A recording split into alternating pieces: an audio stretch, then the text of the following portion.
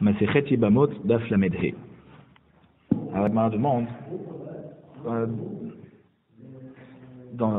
Umi Gazrinan Ktana Mishum Gdola, est-ce qu'on fait cette gzera de Ktana Mishum Gdola? Ve'atnan, Imayu Ktanon Shenan Ruyot Leled, Marzirinotan Miyad.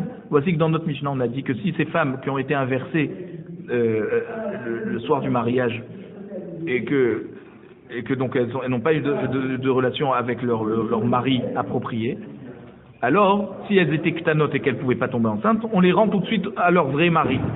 Donc on voit qu'on ne fait pas de Gzera Ktana à Tukdola. La Gemara répond à Rav Gidal Marav, Horaat Sha'a Aïta.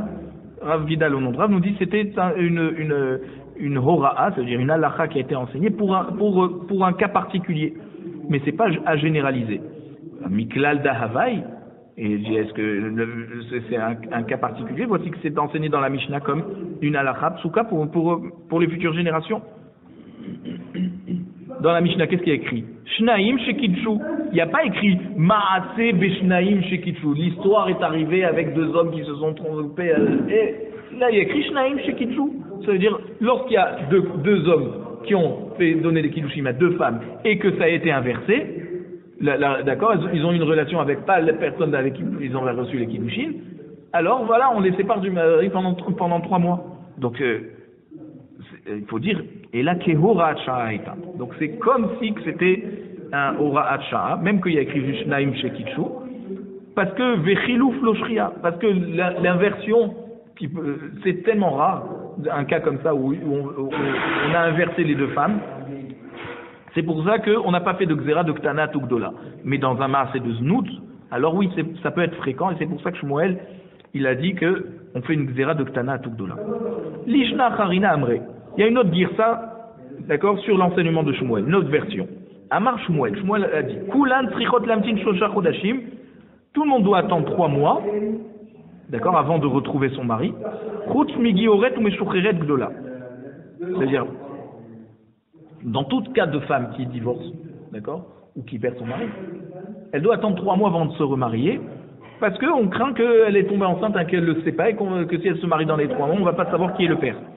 Sauf une guillorette, une convertie, ou une meshucheret, une chifra qui a été libérée, gdola, qui sont grandes, qui sont déjà en âge de pouvoir avoir des enfants. Pourquoi?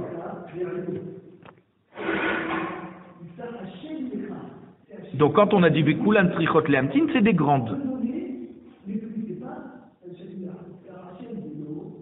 Aval Ktana, Bat Israël et Natsra Leamtin Shlosha Chodashim. Mais si c'est une Ktana, d'accord, une Ktana juive, même si elle est juive, elle n'a pas besoin d'attendre 3 mois. De ce qu'on voit du langage de la Mishnah, c'est-à-dire du langage de Shmuel, que quand on dit Kulan Trichot Leamtin Shlosha Chodashim, Chutz Migioret Meshucheret Gdola, si on te dit Gioret Meshucheret Gdola, c'est-à-dire même avant on parlait d'une Gdola. Et donc si c'est une Ktana juive, elle n'a pas besoin d'attendre 3 mois. La Gemara demande, et si c'est comme ça alors? Bemaï, comment il pense Shmuel? Dans quel cas Shmuel il pense qu'une Ktana, elle n'a pas besoin d'attendre 3 mois? Ibe Me'un, si elle a quitté son mari par le Me'un, elle était mariée Ktana, c'est sa mère qui l'avait mariée. Et maintenant elle veut se remarier. Ha Amra Shmuel Hadazimna, Shmuel a déjà dit une fois que la Mema Enet, elle n'a pas besoin d'attendre 3 mois. Ibe Get, si elle est sortie de son mari par un Get, Haka Amar Shmuel des Baria. Shmuel il a déjà dit qu'elle doit attendre 3 mois.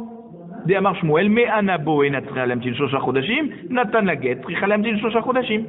D'accord? Si elle lui a fait le mi-oun, elle n'a pas besoin d'attendre 3 mois. Et ça veut dire, dans ce cas, on ne fait pas de Gzera de Ktana Tukdola. Pourquoi?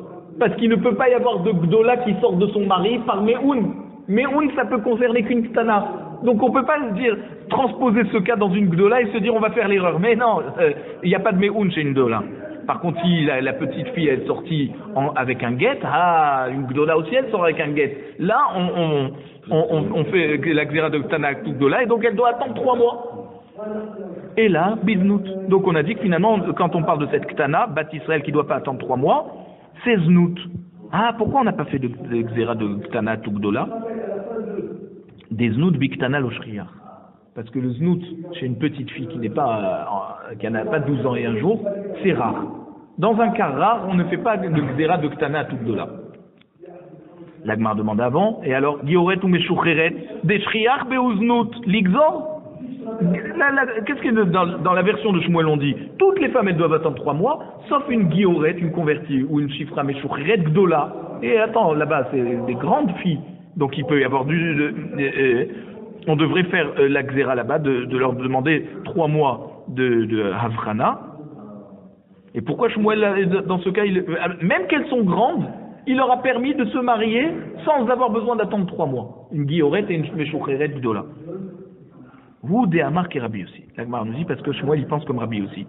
Détania, comme c'est écrit dans la Braïta, Hagioret, la convertie, Vehashvouya, celle qui a été prise en captivité, Vehashifra, la servante, Shenifdou, qui ont été rachetés, Veshenidga, rachetés, ça veut dire en tant que la captive rachetée, ouais, on a donné la caution. Veshenidgaïrou, donc qui a été convertie, Veshenishtacheru, qu'elle a été libérée, la servante, Frichot leamtin shlosha chodashim. Elles doivent attendre 3 mois jusqu'à qu'elle se remarie, d'ivré Rabbi Yehuda. Ça c'est Rabbi Yehuda. Rabbi aussi m'attire les Ares velinatemiat. Rabbi aussi leur permet de se fiancer, de se marier directement, immédiatement. Pourquoi? Vous savez pourquoi? Parce que Rabbi aussi il pense qu'une femme qui a du znout, qui a une relation de znout, ouais, c'est-à-dire par exemple une fille qui est en captivité, d'accord? Comment elle fait? Bien sûr que c'est fréquent, mais comment elle fait pour ne pas tomber enceinte? Elle se retourne. Quand elle se retourne tout de suite après cette relation, elle ne permet pas au zéra de monter dans la matrice et d'aboutir à une ovulation. Elle fait en sorte que le zéra il sort. Ça c'est mitapéchet. Donc c'est pour ça que dans ce cas, Shmuel il a dit elles n'ont pas besoin d'attendre. Et donc Shmuel il pense comme Rabbi aussi, et c'est pour ça qu'il leur permet de se marier sans avoir besoin d'attendre 3 mois. Alors voilà, donc c'est pour ça que Rabbi aussi, même la chifra, celle qui est en captivité, la guillorette, même si toutes celles qui sont soupçonnées d'avoir eu un znout, eh ben elles ont la chazaka qu'elles veulent pas tomber enceinte et qu'elles sont mitapechot, parce qu'un znout c'est pas pour tomber enceinte. D'accord? Donc c'est juste pour le plaisir. Ah si c'est pour le plaisir, chazaka, qu'elle est mitapechet et qu'elle fait tout pour pas tomber enceinte. Et c'est pour ça qu'il n'y a pas besoin d'attendre 3 mois pour vérifier si elle est tombée enceinte, est-ce que c'est du premier ou du deuxième mari. Il n'y a pas besoin. Amar Rabba. Rabba il dit, Maïta Amad et Rabbi aussi. Quelle est la raison de Rabbi aussi? Kassavar Isha Mezana, Meshameshet Bemor, Kedesholotit Aber. Lui, Rabba, il donne une explication, il dit pourquoi Rabbi aussi pense qu'elle n'a pas besoin d'attendre 3 mois? Parce qu'il dit toute femme qui est fait znout, elle a un sort elle met un sort de tsemer fait, un sort de coton, d'accord, qui l'empêche de tomber enceinte. C'est comme un sort de préservatif pour femme en fait, pour que le zéra de l'homme, il ne puisse pas la faire tomber enceinte. Donc c'est pour ça qu'une guillorette, elle n'a pas besoin d'attendre 3 mois. Parce que c'est sûr qu'elle n'est pas enceinte. Amar les Abaye. Abaye dit, biche la guillorette, kevan de adarta les gayouré, menatra nafsha. Donc une femme qui veut se convertir, pourquoi on lui dit qu'elle n'a pas besoin d'attendre 3 mois quand elle s'est convertie? Parce que comme elle veut se convertir, elle se préserve. Elle ne veut pas tomber enceinte. Tu vas arriver devant le Dayan pour recevoir enceinte, ils vont dire, mais attends, pourquoi elle fait ça? Elle se préserve pour pouvoir, pour elle-même déjà, faire différencier une descendance qu'elle aurait d'une relation Bigdusha en tant que juive ou d'une relation qu'elle aurait avant qu'elle soit juive et que c'est chez le Bigdusha. C'est pour ça qu'elle fait attention. Et que si jamais elle va avoir une relation, elle va utiliser un mort pour ne pas tomber enceinte. Donc c'est pour ça qu'elle a une chazaka, qu'elle n'est pas enceinte et qu'on la marie sans avoir besoin d'attendre 3 mois. Maintenant, je vous y avais chifra nami, une captive et une servante, aussi des sham'aim imarayhu. C'est-à-dire que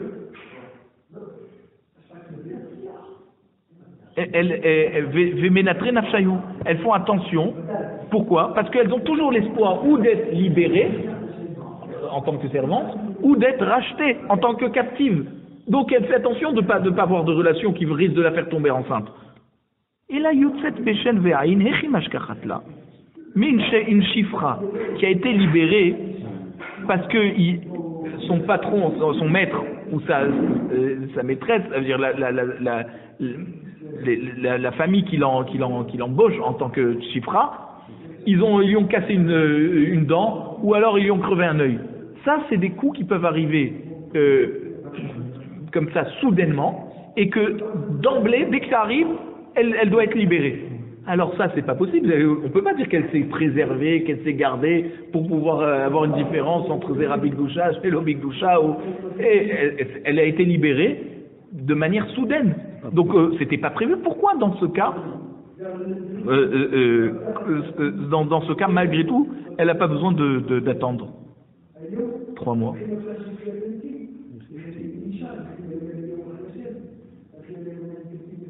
Vérité, ma kol des mimés là.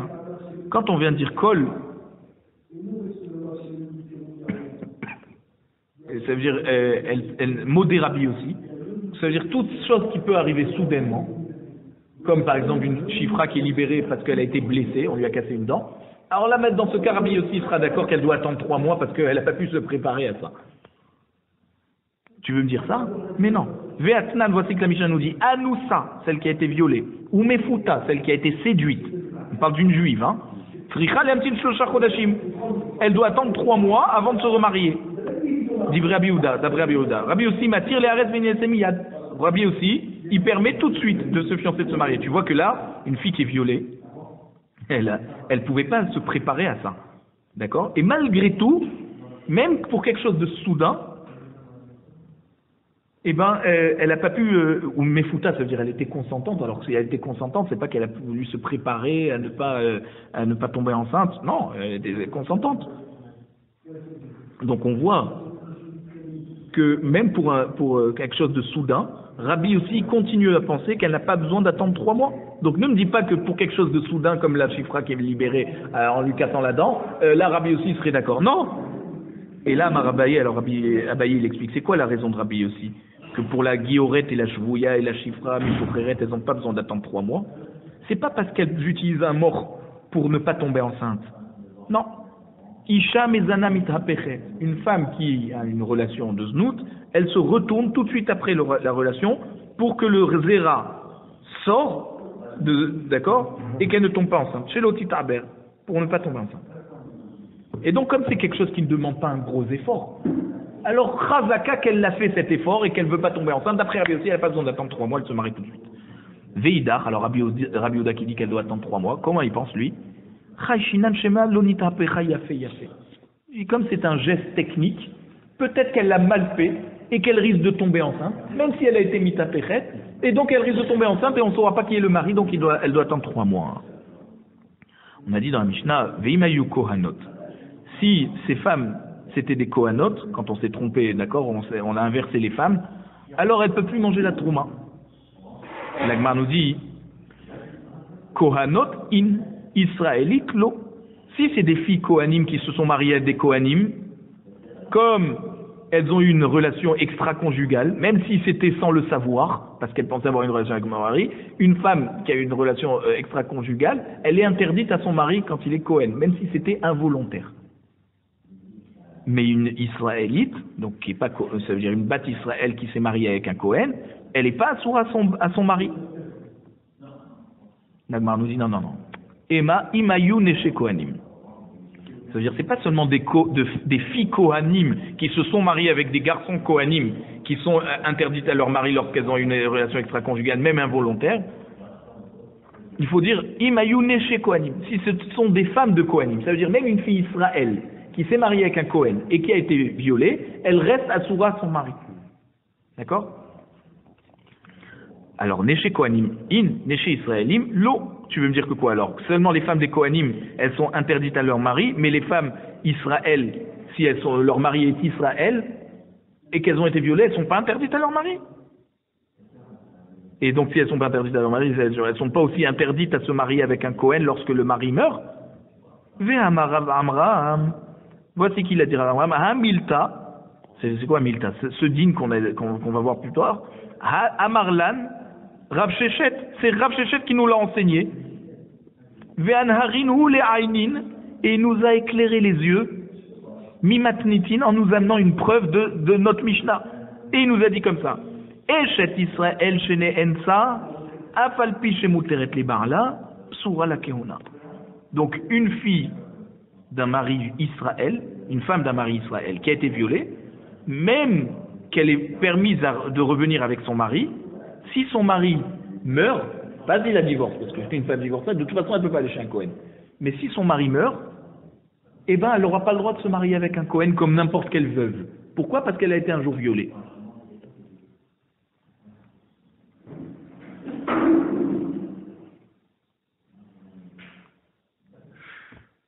Amar Ava, Achika Amar.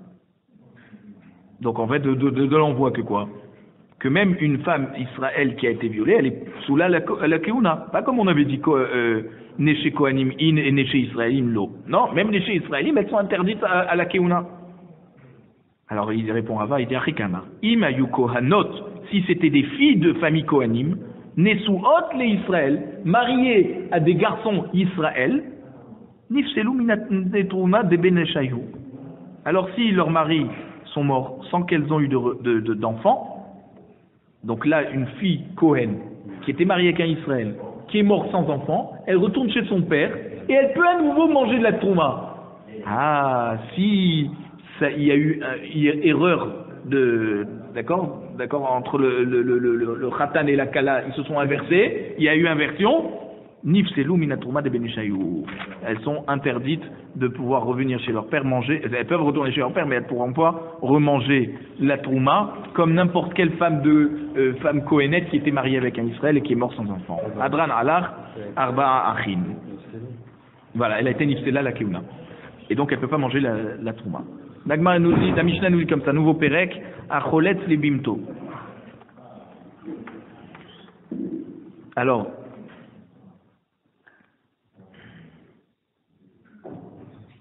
Chachamim nous ont, en préambule, il faut savoir que Chachamim ont donné 2 halachot au niveau de la chaloutza.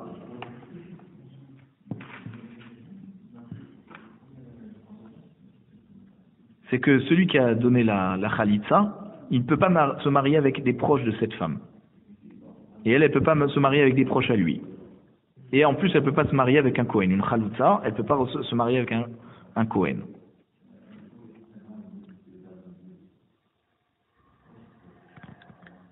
Acholetz libimto. Celui qui fait chalitza à la yebama, avec qui il devait faire iboum, il a choisi de faire chalitza. Venimtzet me'omberet. Et on s'est aperçu qu'elle était enceinte, donc de son premier mari. Qui est mort. Alors qu'elle n'aurait pas dû faire chalitza, puisqu'elle était comme n'importe quelle veuve. Veyalda, et ensuite elle a couché. Bisman chez Havlat Shel Kayama. Alors on observe, si l'enfant est viable,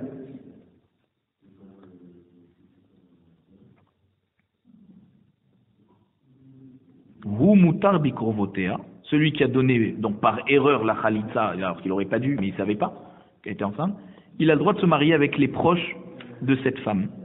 Parce qu'elle n'est pas considérée comme sa khalitza, c'était une khalitza par erreur. Vehi muteret bikrovav. Et elle peut se marier avec ses proches à lui.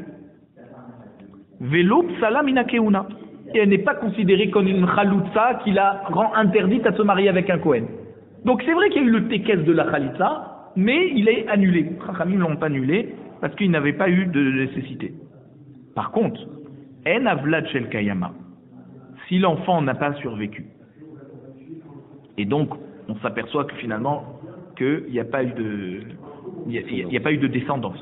Alors là, hu atzur bikrovotea, là il est, lui celui qui a donné khalitza, il est interdit de se marier avec les proches de cette yebama. Vei asura bikrovav. Et elle est interdite de se marier avec ses proches à lui, Vepsala mina keuna. Et elle est comme n'importe quelle chaloutza qui est interdite de se marier avec des Kohanim. Donc tout dépend de l'enfant. Si l'enfant tient, c'est qu'il y a une descendance et la chalitza rétroactivement elle est annulée. Et donc il n'y a plus tous les interdits de se marier avec les proches de la chalitza ou elle peut se marier avec un Kohen. Alors que si l'enfant n'a pas tenu, alors effectivement la chalitza a bien été validée et donc elle est interdite de se marier avec un Kohen ou avec des proches à lui et lui avec elle.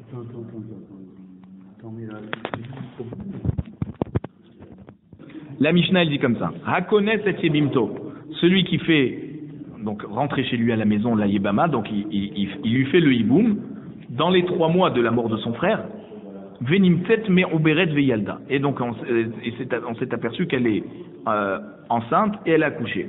Bizman she'avlad shel kayama yotzi. Si le Vlad, il a vécu, donc il a vécu plus de 30 jours, et donc finalement cet enfant est de son premier père, et donc elle n'était pas autorisée à faire hiboum, Yotzi, il doit la divorcer. Vechayavin bekorban. Et elle et lui sont chayav d'amener un korban. Khatat, parce qu'ils ont fait une avera beshogeg sur le issour de Ervat et Shet Ach. Shelo bimkom mitzvah shaliboum. Donc on n'a pas le droit de se marier avec la femme de son frère, si c'est pas dans le cadre du hiboum. Ve'im en vlad shel kayama yekayem. Si l'enfant n'a pas tenu, donc c'est un néphel, il n'a pas tenu 30 jours, alors il peut continuer à vivre avec elle comme n'importe quel yavam, et il n'a pas besoin de la faire sortir. C'est comme si qu'il n'y a pas eu d'enfant, et donc c'est comme si que ce hiboum avait réellement lieu d'être. Safek ben tish'a la rishon, ve safek ben shiv'a la acharon. Maintenant, si on a un safek, est-ce que c'est un enfant issu du premier mari et qui est donc né à 9 mois, ou c'est un enfant qui est né au bout de 7 mois et qu'en fait il est issu de la relation avec le yavam, le deuxième mari? Alors on ne sait pas. Yotzi ve'avlad kasher. C'est-à-dire, le yavam, il doit la divorcer, parce que peut-être qu'en fait, elle n'avait pas besoin de hiboum. Ve'avlad kasher. Mais pourtant, l'enfant reste kasher. Pourquoi? Parce que soit qu'il est enfant du premier mari, et donc c'est un enfant légitime, soit qu'il est enfant du deuxième mari, mais c'est aussi un enfant légitime, parce que peut-être que si c'est l'enfant du deuxième mari, alors elle avait réellement lieu de devoir faire hiboum avec lui. Donc il n'y a pas de problème. C'est vrai qu'on ne sait pas qui est le père, mais en tout cas ça ne rend pas l'enfant mamzer. Vechayavin be hacham taloui. Par contre, le yavam et la yabama, ils doivent amener un hacham taloui. C'est quoi un hacham taloui? C'est un korban si on ne sait pas réellement si... c'est-à-dire lorsqu'on est bessafek, on craint que l'enfant qui est né, il est du premier mari, et donc elle n'avait pas besoin de faire hiboum, donc si elle a fait hiboum, il faut amener un korban. Et à chaque fois qu'on a un safek, c'est-à-dire que quand on est chayav bemezid, c'est karet, et beshogeg khatat, si on a un safek sur ce cas, on amène ce qu'on appelle un hacham talouy. L'Agmar nous dit, Itma, il a été enseigné au Beth Midrash, Acholet le me'oberet, celui qui donne la chalitza à une femme qui est enceinte. Veipila, et Bassof, elle a perdu le bébé enceinte, d'accord? Donc elle a fait une fausse couche. Voilà. Donc, elle avait donc réellement besoin de la khalitza, puisqu'elle a fait une fausse couche. Donc cette histoire de bébé, elle est annulée, d'accord? On ne considère pas que le père qui est décédé, c'est-à-dire le premier mari, a mis au monde une descendance. Non. Alors quel est le din d'une femme qui fait khalitza? On ne savait pas qu'elle était enceinte. Ah, on ne savait pas qu'elle était enceinte. D'accord. Ou alors on savait, mais on ne savait pas si ça allait tenir. Mais en tout cas, partons d'un cas plus simple, qu'on ne savait pas qu'elle était enceinte. D'accord? Maintenant, on s'aperçoit qu'elle est enceinte, et en plus elle perd le bébé. Rabbi Yochanan Amar et Natricha Khalitza. Rabbi Yochanan dit, elle n'a pas besoin d'avoir une Khalitza mina achin, des autres frères. Pourquoi? Parce qu'elle a déjà reçu une bonne Khalitza. Resh Lakish Amar, Tricha Khalitza mina achin. D'après Resh Lakish, non, elle doit recevoir Khalitza des autres frères, et la Khalitza qu'elle a eue alors qu'elle était enceinte ne vaut rien. L'Agmar veut expliquer. Rabbi Yochanan, Amar et Natricha Khalitza mina achin. Pourquoi Rabbi Yochanan dit qu'elle n'a pas besoin de Khalitza des autres frères, et que genre la Khalitza qu'elle a eue c'était une bonne Khalitza? Parce qu'il pense, Khalitza te met en béret chez ma Khalitza. Si on fait Khalitza à une femme enceinte et qu'elle perd le bébé, alors ça s'appelle une bonne Khalitza. Vebi'at me ou béret chez ma bi'a. Si le Yavam, il a fait hiboum alors qu'elle était enceinte et elle a perdu le bébé, alors c'est une bonne bi'a, c'est sa femme en hiboum. Ça c'est Rabbi Yochanan. Veresh Lakish Amar, Tricha Khalitza mina achin. Resh Lakish, elle doit recevoir Khalitza des autres frères. Pourquoi? Parce qu'il pense que Khalitza te met en béret, loshma Khalitza, ou Be'at me ou béret, loshma bi'a. Du fait qu'elle était enceinte, la Khalitza, comme le hiboum, ne vole rien. C'est comme si que rien n'a été fait, et donc maintenant c'est une femme qui n'a toujours pas reçu ni la Khalitza, ni le hiboum. Donc ça, les autres frères sont concernés par la mitzvah, et ils doivent ou lui donner Khalitza ou hiboum. Parce qu'elle n'aurait pas dû faire Khalitza ou hiboum lorsqu'elle était enceinte. Si on parle, si le... Donc même qu'elle a perdu le bébé et que maintenant elle se retrouve comme n'importe quelle femme qui a perdu son mari, ouais, et qui veut faire iboum ou khalitza, d'après Resh Lakish, il n'y a plus besoin. Bemaï kamifag. Alors quelle est la raison de leur marloquette? Ibaritema kera, vibaritema svara. Je peux te dire que leur marloquette, elle est sur l'explication d'un pasouk, ou aussi je peux te dire que sans le pasouk, ils sont déjà en marloquette par rapport à la logique. Ibaritema svara. D'abord on te donne la logique. Rabbi Yochanan Savar, Rabbi Yochanan y pense qu'une femme qui fait khalitza alors qu'elle est enceinte, si sauf l'enfant n'a pas tenu,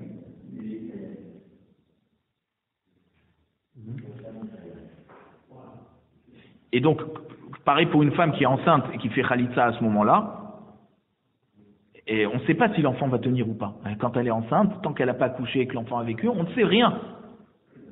Alors lui il dit, comme c'est un safek, on a dit que là c'est pas une bonne khalitza.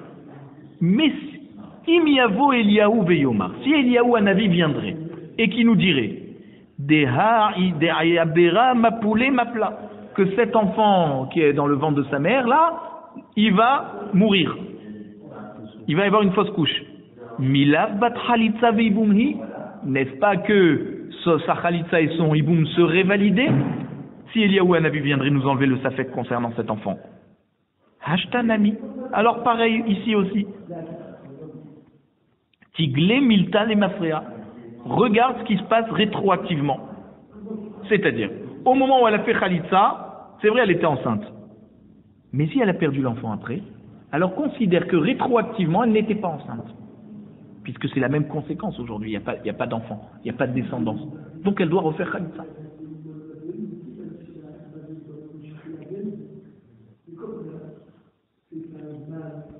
C'est-à-dire que quoi? Non. Voilà. On est en train d'expliquer Rabbi Yochanan, qui pense que la khalitza était une bonne khalitza. Ok? Donc, comme elle était une bonne khalitza, les frères n'ont plus besoin de faire khalitza. Donc, si Eliyahu Hanavi vient dire, cet enfant il va mourir, donc ça veut dire la khalitza de celui qui lui a fait la khalitza au moment où elle est enceinte, c'est une bonne khalitza. C'est une bonne khalitza qui exempte les autres frères de devoir faire khalitza. Ah ben oui, voilà. Finalement, il a fait khalitza. Exactement. Rétroactivement, voilà. Veresh Lakish, maintenant Resh Lakish qui dit non, cette khalitza ne vaut rien, et donc les frères ils doivent faire khalitza. Alors, lui il pense Tiglé le milta les mafria lo amrinan. On ne dit pas regarde ce qui se passe rétroactivement. Au moment où elle a fait khalitza, elle n'aurait pas dû faire khalitza parce qu'elle était enceinte. On aurait dû attendre de savoir si cet enfant va vivre ou pas. Est-ce qu'il va y avoir descendance du premier mari ou pas? Donc cette khalitza qui est faite sur un safek ne vaut rien. Et si elle vaut rien, alors maintenant qu'elle a perdu le bébé, c'est les autres frères qui doivent lui faire khalitza. Elle ne peut pas se marier avec n'importe qui. Veibarite makra. Maintenant je peux te dire c'est quoi le pasouk, la différence à propos de l'explication du pasouk. Rabbi Yochanan Sava ou Ben Enlo. Rabbi Yochanan il pense que sur ce pasouk qui dit la personne qui est décédée n'avait pas d'enfant. Amara Chamana, elle a dit comme ça Torah ou Ben Enlo. Veha letle. Finalement celui-là il n'a pas eu d'enfant, le bébé est mort. Donc si le bébé est mort, donc la khalitza qui a eu lieu, elle marche et donc les frères n'ont pas besoin de faire khalitza. Resh Lakish ça va, ou ben enlo, ayen alav. Quand on dit ou ben enlo, on dit que donc tant que la femme est enceinte, il faut vérifier s'il va y avoir un enfant ou pas. Donc comme on est dans un safek au moment où il y a eu la khalitza, alors il ne fallait pas faire cette khalitza, ou il ne fallait pas faire le hiboum. Il fallait attendre. Ils n'ont pas attendu, maintenant elle a perdu le bébé, c'est les autres frères qui doivent faire khalitza ou hiboum. Parce que cette khalitza, au moment on ne sait pas, quand on dit ou ben enlo, ça veut dire il s'est avéré qu'il n'a pas d'enfant. Oui, mais au moment où on fait la khalitza, il faut que ça soit avéré qu'il n'y a pas d'enfant. Or là, elle est enceinte. Donc Resh Lakish, je te dis, tu n'as pas le droit de faire khalitza ou hiboum. Tu aurais dû attendre. Et Tivé Rabbi Yochanan et Resh Lakish. Alors maintenant, Rabbi Yochanan demande à Resh Lakish. En avlad shel kayama. Ouais, si on a dit que, c'est-à-dire on a dit dans la Mishnah, que si il fait la khalitza alors qu'elle est enceinte et que l'enfant n'a pas tenu, d'accord, il est né mais il n'a pas tenu un mois, alors elle est comme n'importe quelle khalitza. Ou asur bikrovotea, lui il peut pas se marier avec ses proches à elle, veillez asur bikrovav, et elle ne peut pas se marier avec ses proches à lui. Vepsala mina keuna, Et en plus, elle est interdite à se marier avec un Kohen, parce que la Khalitsa qu'elle a eue, c'est une Khalitsa. Alors Rabbi Yochanan, il dit, Bish la malédidi, je comprends que d'après mon avis à moi, da Amina Khalitzat me'uberet shma Khalitsa, que je pense qu'une Khalitsa d'une femme enceinte, c'est une bonne Khalitsa. Mishumachit, c'est ça là.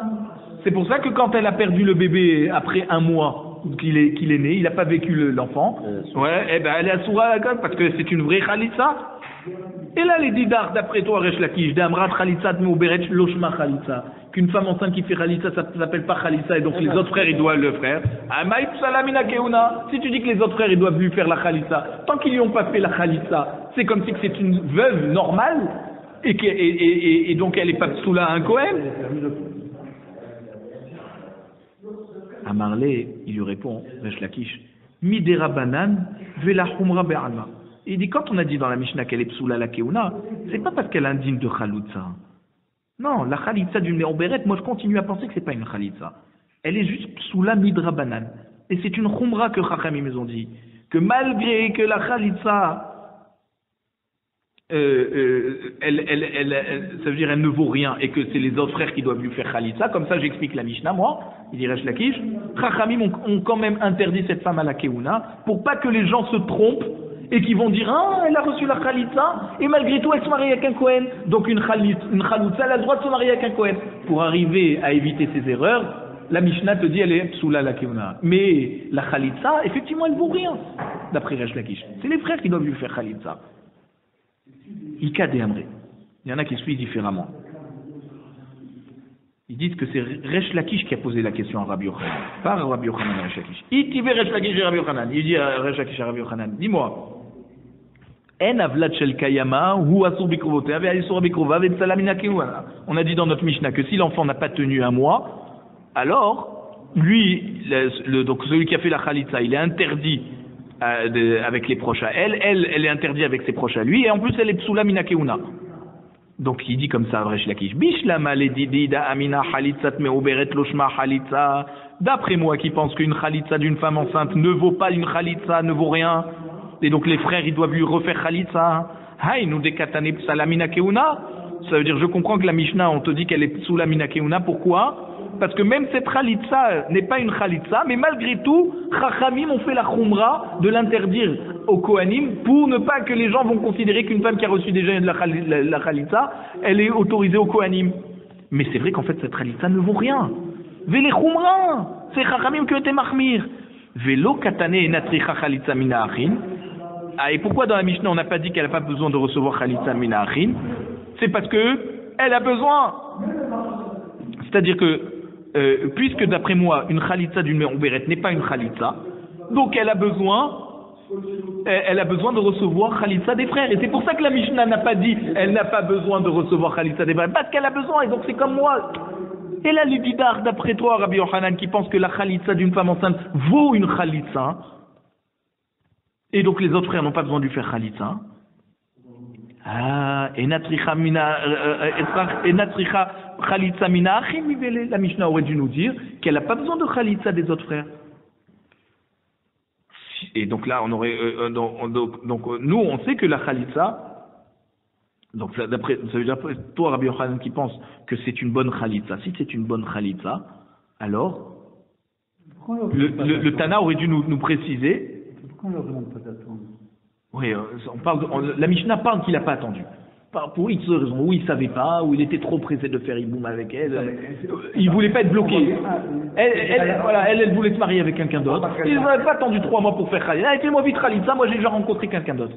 Donc, il peut y avoir des cas, voilà, où ils n'ont pas attendu 3 mois. Ou alors ils ont fait Khalitza alors qu'elle est enceinte. C'est toujours des cas de négligence parce que ils auraient dû attendre. Alors il dit, d'après toi, Rabbi Yochanan, qui pense que c'est une bonne khalitza, la khalitza d'une me'uberet, alors pourquoi le Tana il a mentionné qu'elle est atsura à ses proches, elle est psoula la keuna, et il n'a pas enseigné qu'elle n'a pas besoin à nouveau d'une khalitza? On aurait dû dire qu'elle n'a pas besoin d'une khalitza à nouveau. Et c'est pour ça qu'elle... Donc comme il ne s'est pas enseigné, c'est qu'elle a besoin d'une khalitza à nouveau. Et c'est comme moi, Resh Lakish, qui pense que cette khalitza ne vaut rien et les autres frères doivent lui refaire khalitza. D'après toi, Rabbi Yochanan, qui pense qu'une khalitsa d'une mère obéret c'est une bonne khalitsa, pourquoi le Tana n'a simplement mentionné que le fait qu'elle est Atsura aux proches et qu'elle est Psoula la Keuna, et on n'a pas mentionné qu'à nouveau elle doit recevoir khalitsa? Ça veut dire, voilà, si tu me dis que c'est une bonne khalitsa, ouais, alors elle n'a pas besoin de faire une autre khalitsa. Donc ça devrait être écrit dans la Mishnah qu'elle n'a pas besoin de faire une autre khalitsa. Et ça veut dire elle est interdite aux proches, elle est interdite à la keuna comme n'importe quelle khalitsa, et elle n'a pas besoin de refaire khalitsa. Or c'est pas écrit qu'elle n'a pas besoin de refaire khalitsa. Ça veut dire qu'en fait il faut comprendre comme moi Resh Lakish qui pense qu'elle doit refaire khalitsa. Amarle, il lui répond Rabbi Yochanan à Resh Lakish. Inachinami, effectivement tu as raison, mais alors pourquoi le Tana n'a simplement enseigné que le fait qu'elle est psoula la keuna et le Tana n'a pas enseigné qu'elle a besoin de faire khalitsa avec les autres frères? Aïdé des Tana Recha, l'Opsala, Tana Sefa Psala. Puisque dans le Tana de la Recha, du début de la Mishnah, il a dit que celui qui fait khalitsa une Yibama et qu'elle a eu un enfant qui a tenu, alors elle n'est pas psoula mina keuna. Pourquoi? Parce que cette khalitsa est annulée, elle ne sert à rien, puisqu'elle a eu un enfant qui a tenu. Donc cette personne qui est décédée a laissé un enfant, et cette femme n'avait pas besoin de recevoir ni iboum ni khalitsa. Donc si elle a reçu khalitsa, ça ne l'empêche pas de se marier avec un Kohen. Alors c'est pour ça qu'à la fin, dans la Sefa aussi, on a écrit Pesala. On a simplement écrit que voilà, que si l'enfant dans la Sefa, dans le cas où l'enfant n'a pas vécu, dans la Recha il a vécu, donc la khalitsa est annulée parce qu'il a vécu. Dans la Sefa où il n'a pas vécu, c'est pour ça qu'on a dit qu'elle est psoula, voilà, elle est psoula mina keuna, la khalitsa est au fait. Et donc on a simplement parlé de psoula la keuna et pas psoula la keuna, mais on n'a pas parlé si elle a besoin d'une autre khalitsa. Comme là-haut on n'avait pas parlé si elle avait besoin d'une autre khalitsa parce que c'était finalement une bonne khalitsa. Ça veut dire non, justement une khalitsa qui n'a servi à rien. Et donc elle n'était pas psoula la keuna. Alors dans la sefa aussi on a parlé que si c'est pas psoula ou pas la keuna, mais on n'est pas rentré dans les détails si elle a besoin d'une autre khalitsa. Itivé Rabbi Yochanan et Rashakish. Rabbi Yochanan il pose la question à Rashakish. Il dit En avlad shel kayama yekayem. Si l'enfant n'a pas vécu, alors s'il lui a pas fait khalitsa, il lui a donné yiboum, alors il la maintient, il ne doit pas la divorcer. Parce que finalement, il n'y a pas eu d'enfant. Bish la malédie Rabbi Yochanan Areshakish. D'après moi, ça marche bien. Parce que je dis qu'une khalitsa d'une mère obéret, ou une bi'a d'une mère obéret, donc un yiboum d'une mère obéret, shema bi'a, ça s'appelle un bon yiboum. C'est pour ça qu'il y a écrit qu'il peut maintenir. Qu'est-ce qui maintient? Quelque chose qui est déjà validé. Donc ça veut dire que la khalitsa ou le hiboum, il est validé. Pas comme Toresh Lakishi dit que ça vaut rien.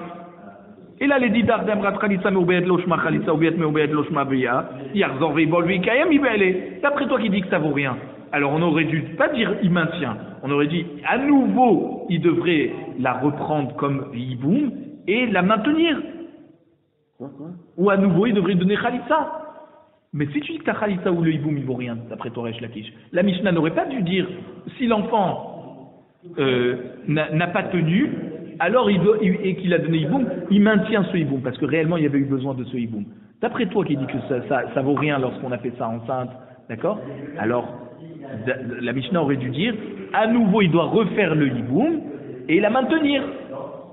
Yarzor veibol veikayem ivele. La Gemara dit Ma yekayem, ça veut dire quoi yekayem? Qui maintient. Yarzor veibol. Effectivement, Rachak il va te dire c'est quoi il maintient? Il recommence son hiboum. Yarzor veibol veikayem, c'est comme ça qu'il la maintiendra. C'est pas que c'est autorisé à continuer à vivre avec elle et que le hiboum antérieur est validé. Non, Resh Lakishi continue à penser que le hiboum d'une femme enceinte ne vaut rien. C'est quoi la Mishnah qui te dit maintien? Maintien, ça veut dire recommence le hiboum pour la garder avec toi, cette femme. Des losagi belamachi, parce que tu ne peux pas faire autrement. Ni tu peux faire get, parce qu'il n'a pas acquise par la première relation parce qu'elle était enceinte. Donc il faut ni khalitsa, il peut pas refaire khalitsa parce il a déjà été une fois avec elle. Donc maintenant, c'est pour ça qu'on te dit maintiens là. Comment tu maintiens? Tu refais le hiboum.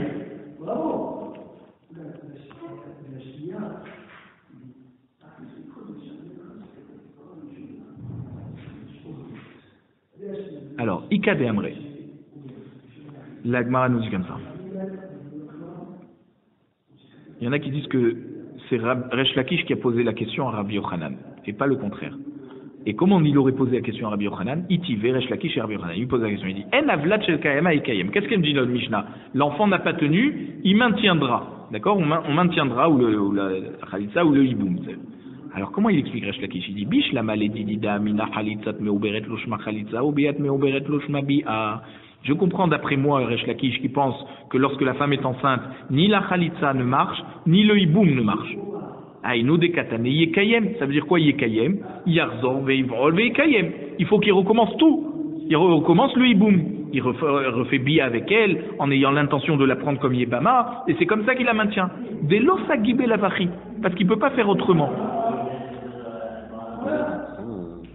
Et là les didars, d'après toi qui penses qu'une la khalitza d'une mère en béret ça marche, alors pourquoi tu me dis que quand il la maintient, pourquoi tu me dis il la maintient? Il peut choisir, il n'est pas obligé de la maintenir. Ratsa yotzi, s'il veut, il a divorce avec un guet. Ratsa yekayem, s'il veut, il la maintient. Miba ele, on aurait dû dire comme ça. On t'a simplement dit yekayem, kaviarol, comme s'il n'y a pas de possibilité autrement que de maintenir. Mais non, si tu dis que c'est pas une khalitza ou que c'est pas une hiboum, alors ça veut dire que quand il a prise, c'était pas khalitza ou hiboum, et donc s'il veut la séparer, ben qu'il donne un guet.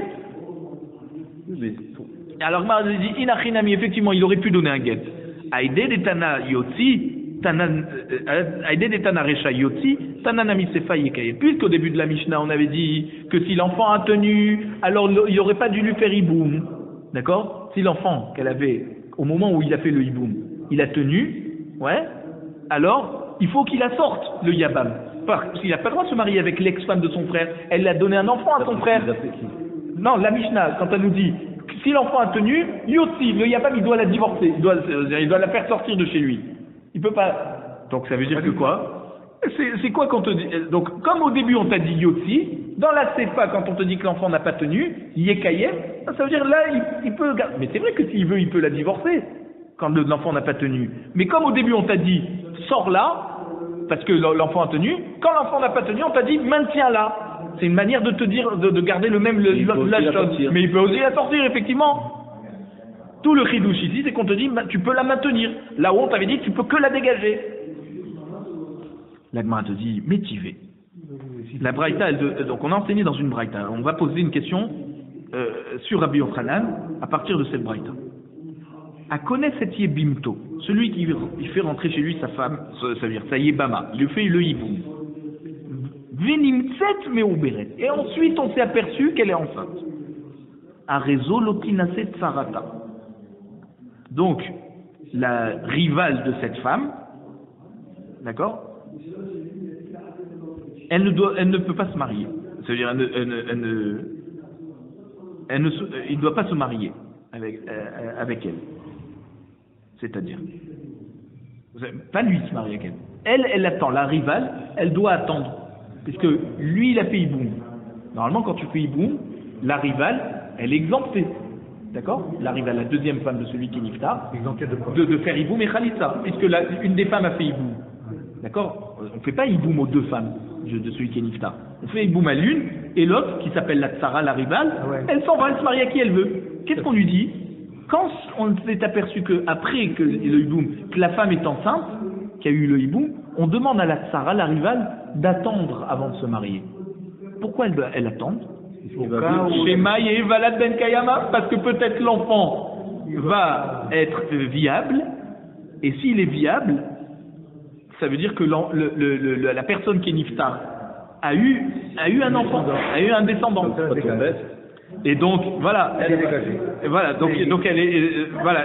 Alors on te dit Adraba, la dit mais qu'est-ce que c'est ça? Au contraire, qui avait Avlad ben Kayama, mi patrat savata. Si l'enfant il va bien vivre à la fin, oui. Alors la Sarah elle est exemptée. Oui, ça. Elle n'a pas besoin ni de hiboum ni de khalitza. Pourquoi tu la laisses pas alors se marier maintenant? De toute façon, si l'enfant il tient, ça veut dire qu'il n'y a pas besoin de hiboum. S'il n'y a pas besoin de hiboum, alors la tsara, elle peut se marier. Non seulement la tsara, mais même la yébama n'est pas une yébama, elle peut se marier tout de suite. Et s'il ne tient pas? Et s'il tient pas, donc le hiboum, le hiboum il est au fait avec la première, et la tsara d'emblée elle est exemptée. Donc laisse-la se marier maintenant, qu'est-ce que tu demandes d'attendre? Le cas, elle est pas tout. Voilà. Ça, c'est la question de la Gemara. Et là, Emma, donc il faut dire comme ça. Shema loye avlad ben kayama. Pourquoi on lui demande d'attendre? Pas parce que l'enfant, il va être ben kayama. Non, parce que peut-être qu'il va pas vivre cet enfant. Et s'il va pas vivre cet enfant, alors, il y avait besoin d'un hiboum. Ouais. Ok. Et elle est pas tôt, la Sarah. Alors, oui, mais ça veut dire que la bi'a qu'il y a eu avec la femme enceinte ne vaut rien. Parce qu'on n'aurait pas dû faire un hiboum alors qu'elle est enceinte. Donc ça va comme Resh Lakish qui dit qu'une femme enceinte qui fait hiboum, ça vaut rien. Ça vaut rien. Si ça vaut rien, c'est la tsara qui doit faire hiboum. Et c'est pour ça qu'on lui dit d'attendre et de ne pas se marier. Donc cette braïta, elle va bien avec Resh Lakish et pas avec Rabbi Yochanan. Ve'is al-kada'atar. Bon, ça maintenant, on dans les mots, il dit comme ça. Ve'is al-kada'atar, si tu penses comme Rabbi Yochanan, que bi'at me'oberet shma bi'a, la bi'a d'un hiboum, d'une femme enceinte, c'est un bon hiboum. Pourquoi la tsara doit attendre et tu lui dis qu'elle se marie pas maintenant? Qui pater bébé a fait un kaverta du moment où sa rivale a eu une relation, d'accord? Alors si la bia de Meoberet c'est une bia, c'est un bon hiboum, et donc la rivale peut se marier maintenant. Amar Abaye répond Abaye, bébé a coulé alma l'obligé de l'opatra. Tout le monde est d'accord que quand il y a eu bia, il a fait hiboum.